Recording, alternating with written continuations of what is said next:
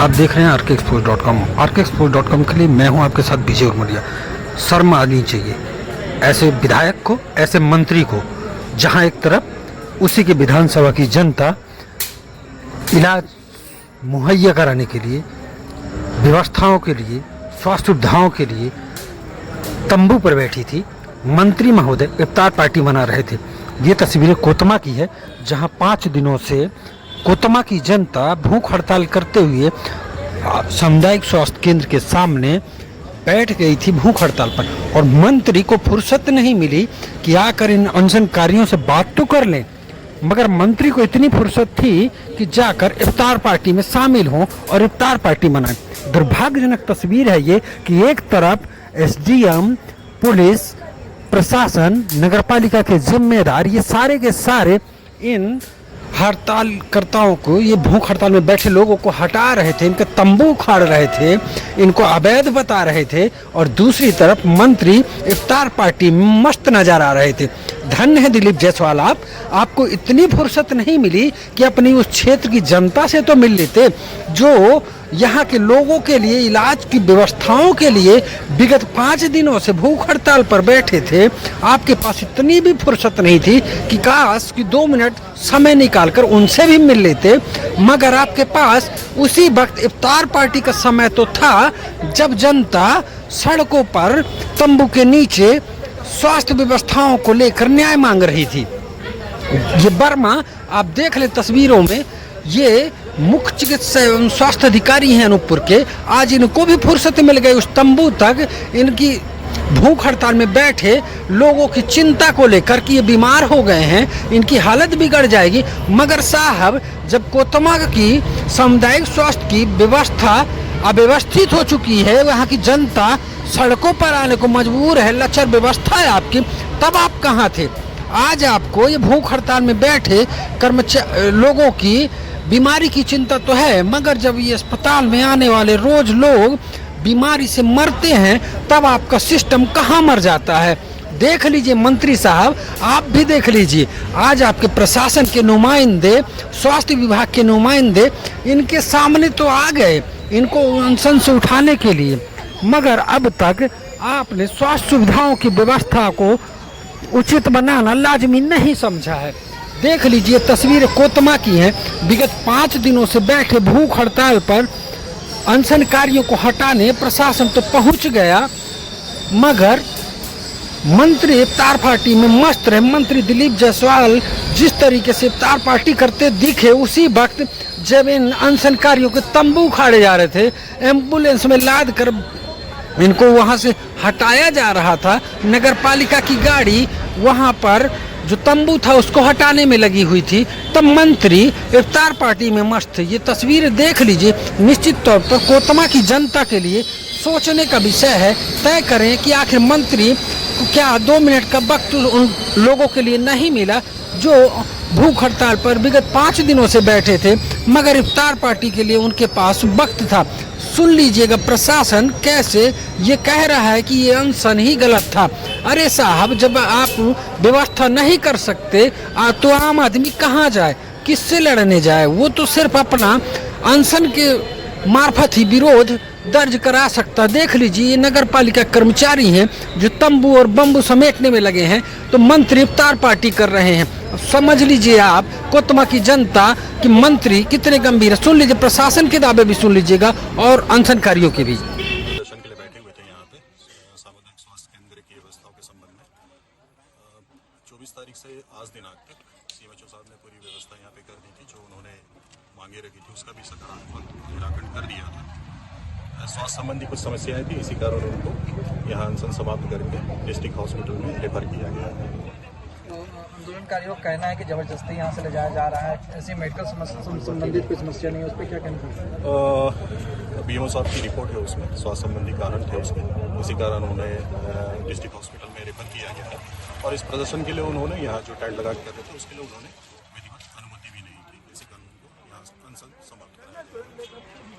4 दिन से आदमी खाना नहीं खाता है, तो उसमें सीरम क्रिएटिनिन की मात्रा बढ़ती है, जो कि स्वास्थ्य के लिए खतरनाक है। आदमी कभी भी कोमा में जा सकता है, इसलिए उनका आज ब्लड सैंपल लिया गया, उसमें सीरम क्रिएटिनिन बढ़ा हुआ मिला है।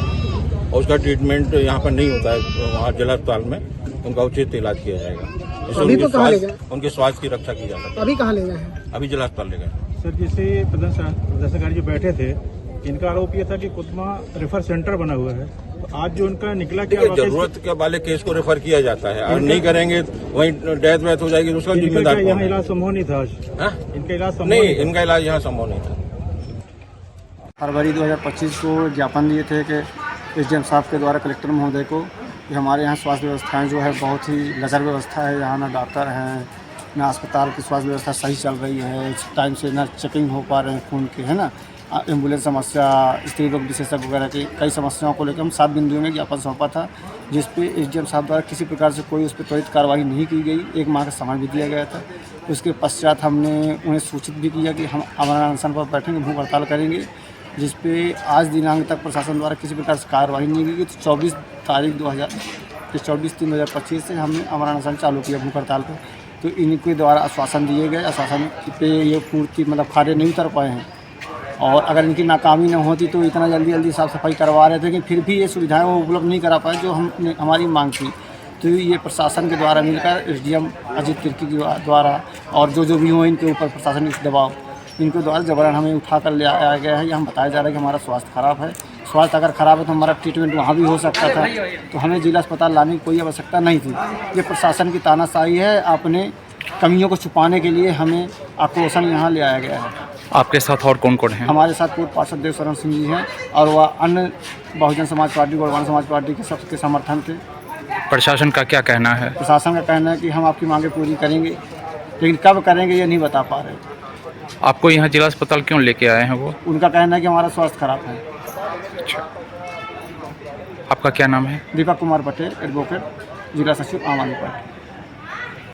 क्या नाम है आपका? क्या मामला है? देव शरण सिंह नाम है मेरा। मैं कोतमा में वार्ड क्रमांक 10 का पूर्व पार्षद भारतीय जनता पार्टी का था।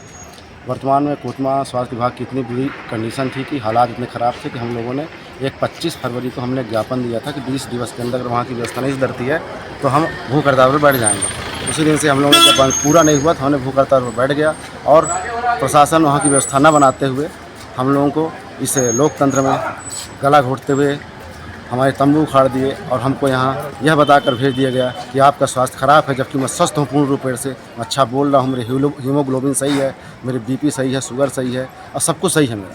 लेकिन इस तरह का लोकतंत्र में किसी स्वास्थ्य विभाग के लिए मांग करना हमारा अधिकार है, और इस तरह का अत्याचार सरकार द्वारा, अधिकारियों द्वारा किया गया हमारे साथ, जो कि बहुत गलत है, निंदनीय है। और हमारा क्या ये कार्रवाई शाम के समय हुई है? शाम को हुई है। बताइए, हमने समय मांगा था। कौन कौन वहाँ आए हुए थे? माननीय एसडीएम महोदय, माननीय तहसीलदार महोदय, कोतमा थाना प्रभारी महोदय, एसडीओपी महोदय, जिला चिकित्सा अधिकारी। अगर किसी प्रकार की कोई दुर्घटना हमारे पास मेरे साथ होती है तो सारा जिम्मेदार इस प्रशासन की होगी, इन लोगों की होगी। उनका ये कहना है कि आपका स्वास्थ्य जो है बिगड़ता जा रहा है। बिल्कुल बिगड़ता नहीं, बिल्कुल सही हूँ। आपके सामने देख लीजिए, मैं अच्छा बोल रहा हूँ और बढ़िया है, मेरा सब कुछ सही है, फिट है बिल्कुल। 4 दिन में अगर खाना नहीं खाया तो फिर मर जाऊँगा। मैं तो अपने लोगों के लिए लड़ रहा था। वहाँ पे इतनी लचर व्यवस्था स्वास्थ्य विभाग की वहाँ पे है, बताइए। वहाँ पे स्ट्रेचर तक नहीं है, व्हील चेयर नहीं है, डॉक्टर हैं लेकिन विशेषज्ञ डॉक्टर नहीं है, सामुदायिक स्वास्थ्य केंद्र है वो। हमने कहा कि व्यवस्था जिले से बनाया जा सकता है कि सप्ताह में 1 दिन भेजा जा सकता है, लेकिन दादापुर रवैये से तानाशाही करके हमको वहाँ से उठा दिया गया। हालांकि सीएमएचओ तो कह रहे हैं कि अब सप्ताह में 2 दिन जो है। सीएमएचओ साहब जो कह रहे हैं ऐसा संभव नहीं है। जब आप पहले इतने दिन से क्या कर रहे थे आप? इसके पहले आपने कोई व्यवस्था नहीं बनाई। रोज़ लोग वहाँ पे मर रहे हैं, किसी को अटैक आ रहा है, किसी को डिलीवरी हो नहीं समय पे हो पा रहा है, तो उसको एम्बुलेंस नहीं है वहाँ पे। बताइए, 1.5 घंटे बाद एम्बुलेंस वहाँ पहुँचती है। जिला प्रशासन का कहना है कि ये अनशन जो है अवैधानिक है, अनुमति नहीं है। जब हमने आपको आवेदन दिया तो आपको हमको 15 या 20 दिवस के अंदर बुला के बैठा के बातचीत करना चाहिए। फिर हमने बातचीत आपने नहीं किया, समय गुजर गया। उस 10 दिन बाद, 20 दिन के 10 दिन बाद हमने ये कदम उठाया, तो आपने हमें रोका क्यों नहीं? जहाँ से हमने वार्ड क्रमांक 10 से जब रैली निकाली तो आप क्यों नहीं रोका? प्रशासन ने क्यों नहीं रोका? और जब वहाँ के जाके हम बैठ गए, उसके बाद आप हमारे पास आते हैं 1 दिन बाद। मतलब जब हम सुबह बैठ जाते, शाम को आप हमको जो है दादागिरी से उठाने का प्रयास करते हैं। प्रशासन का दाव इस लोकतंत्र में हमारी वो कर रहे हैं, ज़बरदस्ती कर रहे हैं हमारे साथ, जबकि वहाँ की अवस्था बिगड़ी हुई है। वहाँ के नगर के लोगों से पूछ लिया जाए, कि वहाँ व्यवस्था 2 दिन में क्या क्या बनाया इन्होंने। उसके पहले वहाँ कोई व्यवस्था नहीं था, ना लाइट था, ना सफाई था, ना डॉक्टर समय बैठते थे, ना ओपीडी में कोई बैठता था। इतनी मतलब अव्यवस्था वहाँ पे थी। अभी वर्तमान में जाके देखिए वहाँ की व्यवस्था अच्छी हो गई है, लेकिन डॉक्टर नहीं है और बहुत सारी कमी बनी हुई है। क्या नाम है आपका? देवशरण सिंह।